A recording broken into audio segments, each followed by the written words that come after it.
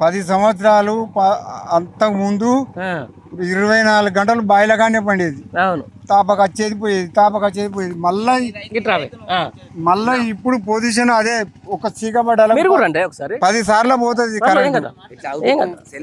చీకబడ్డాలకు 10 సార్లు కరెంటు పోతుంది. విన్నావా?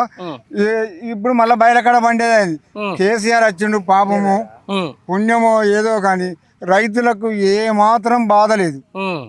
కేసీఆర్ ఉన్నా చెప్పు. ఈయన వచ్చిండు మళ్ళీ మొదలు పెట్టిండు. ఈ ఊరే లేదు ఇంతవరకు.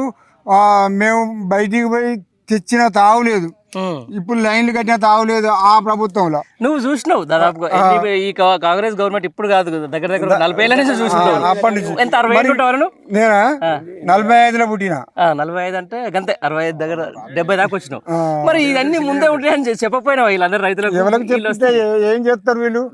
చేస్తారు ఆడ మనసులో పెడతాను, మెడకాయ చేసి నెట్టేస్తాను లైన్లోకి పోతే. అయ్యా, ఆడోళ్ళు మోగోళ్ళు లైన్లోకి పోయి వాడు వచ్చారకు ఈడ మొక్కజొన్న పెరడు వేసిండు. ఈ మొక్కజొన్న పెరడు కాదు లేకపోవడానికి మొత్తం పిట్టలు తింటాను. ఈ ఊరి కొరకు పొలాలకు వేయాలి.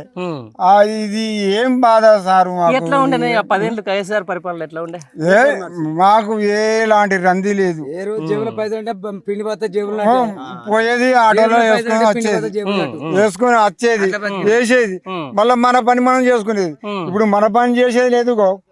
ఈ కలుపు తీయలేక మందుల కొరకు తిరుగుతాండ్రు. కలుపు తీయలేక ఈ చేను చూడు ఎట్లుందో.